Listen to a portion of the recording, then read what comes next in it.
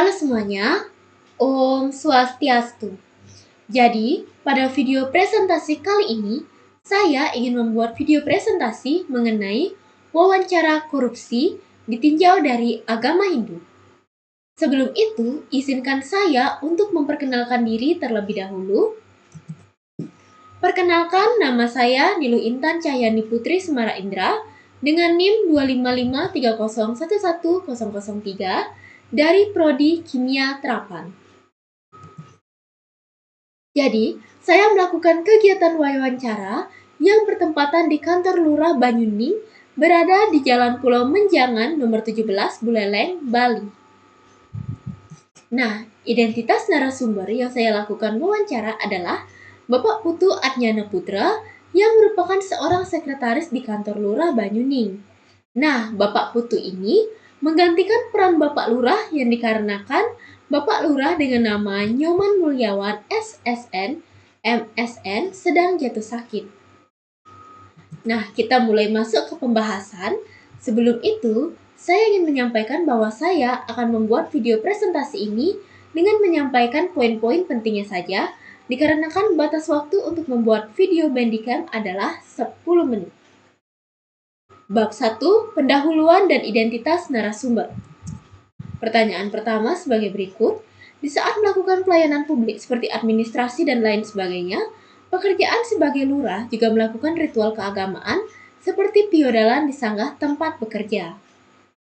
Nah, ini sebagai hubungan antara pekerjaan dengan agama Hindu. Pertanyaan kedua, jawabannya, dalam mengamalkan pekerjaan diperlukan sikap jujur dan bertanggung jawab, dikarenakan dua sifat inilah yang dapat membangun kepercayaan masyarakat terhadap lurah. Bab 2, persepsi terhadap korupsi. Pertanyaan dan jawabannya adalah, jika dilihat dari agama Hindu, perbuatan korupsi adalah perbuatan yang tidak terpuji, dan tidak sepantasnya seorang pengurus desa melakukan hal tersebut. Pertanyaan keempat, jawabannya hampir mirip. Perbuatan korupsi adalah perbuatan tidak terpuji, dan dengan melakukan tindakan tersebut sudah tentu akan menyimpang dari ajaran Dharma. Pertanyaan kelima, dengan jawabannya, dalam kehidupan sosial apabila diketahui telah melakukan perilaku korupsi, maka masyarakat sekitar akan memberikan pandangan yang buruk terhadap orang tersebut. Selanjutnya, bab 3, korelasi dengan ajaran agama Hindu. Jawaban dari nomor 6, semua itu tergantung dari karma yang dibuat, dan korupsi merupakan perilaku yang buruk. Bisa saja mendapatkan karma buruk pada kehidupan sekarang maupun atau masa depan. Nah, jawaban pertanyaan 7, korupsi juga melanggar janji yang dilakukan sebagai pegawai. Dengan bekerja sebagai pengurus desa, sudah tentu harus melaksanakan janji pekerjaan yang dilakukan, bukan melanggarnya. Jawaban dari pertanyaan ke-8, Trikaya Parisude atau berbuat yang baik, berpikir yang baik, dan berkata yang baik berhubungan dengan korupsi. Apabila di dalam pikiran manusia sudah tertanam untuk melakukan korupsi, maka perbuatan dan perkataannya juga buruk pula. Pertanyaan 9 dan jawabannya, pelaku korupsi tentunya sudah secara sadar untuk melakukan korupsi. Jadi, bab 4, nilai-nilai Hindu dalam pencegahan korupsi. Jawaban pertanyaan 10, Caturparamita adalah 4 sifat utama yang patut dimiliki manusia. Ajaran yang menuntun manusia untuk membentuk karakter yang baik, meliputi kasih sayang, simpati, toleransi, dan belas kasih, sehingga dapat membangun etika kerja yang bersih dan jujur. Jawaban dari pertanyaan 11, secara tidak langsung bekerja di kelurahan ini telah mengikuti ajaran Hindu dengan melakukan persembahyangan pada sanggah tempat bekerja dan selalu melayani dengan sepenuh hati. Jawaban pertanyaan 12, tentunya ini sangatlah penting. Apabila melihat dari pembelajaran, agama Hindu memberikan pengetahuan kepada manusia untuk tidak melaksanakan perilaku adharma. Dengan itu, tentunya manusia akan memahami kalau korupsi merupakan perilaku yang buruk dan menjauhi sifat tersebut. Bab 5, peran tokoh dan lembaga keagamaan. Jawaban pertanyaan ke-13, tentunya mereka dapat memberikan suatu gambaran mengenai nilai-nilai suatu agama. Mereka dapat membantu untuk memberitahu mana yang baik dan mana yang buruk. Jawaban dari pertanyaan 14, pura atau lembaga bisa menjadi solusi sebagai tempat untuk menyebarkan nilai yang baik dari suatu agama tersebut.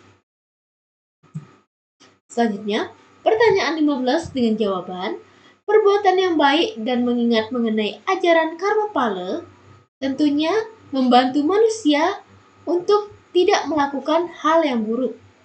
Jadi, saat mengingat karma pala, sudah tentunya manusia takut untuk melakukan hal-hal buruk tersebut. Bab 6, solusi dan harapan. Jadi, jawaban pertanyaan 16, saran yang dapat diberikan adalah berbuat dan bekerjalah sesuai dengan ajaran agama yang berlaku, termasuk tidak menjalankan korupsi. Jawaban nomor 17, bekerjalah sesuai dengan aturan dan menjalankan pekerjaan yang baik, terutama dalam bidang pelayanan, karena akan mendapatkan balasan yang baik pula dari masyarakat. Selanjutnya adalah dengan melakukan pelayanan di kantor, pelayanan yang dilakukan dengan semaksimal mungkin dan tidak meminta imbalan dari masyarakat. Selanjutnya adalah bab 8 atau bab 7 atau sebelumnya bab 7 refleksi dan harapan. Jawaban dari pertanyaan 19, setiap manusia membawa karmanya masing-masing. Apa yang dilakukan individu tidaklah seharusnya kita ikuti perbuatan buruk tersebut. Jawaban pertanyaan 12 atau pertanyaan 20, sebelumnya, berbuatlah sesuai dengan ajaran Trikaya Parisuda. Dengan ini, tentu akan mendapatkan hasil ataupun karma pala yang baik pula. Jawaban pertanyaan 21, bekerjalah sesuai dengan aturan dan dharma. Maka, pekerjaan itu akan dilakukan dengan baik dan tentunya membawa pengaruh baik pada diri kita sendiri. Kesimpulannya, korupsi merupakan perilaku yang menyimpang dari dharma. Dengan melakukan korupsi, sudah tentu melanggar dari ajaran Trikaya Parisuda dan Triparamita. Maka, hendaklah menjauh dari perilaku tersebut dan mengingat apapun yang dilakukan ada karma yang berlaku. Dokumentasi saya saat melakukan wawancara. Dan sekian untuk video presentasi kali ini. Saya tutup dengan terima kasih dan Om Santi Santi Santi Om.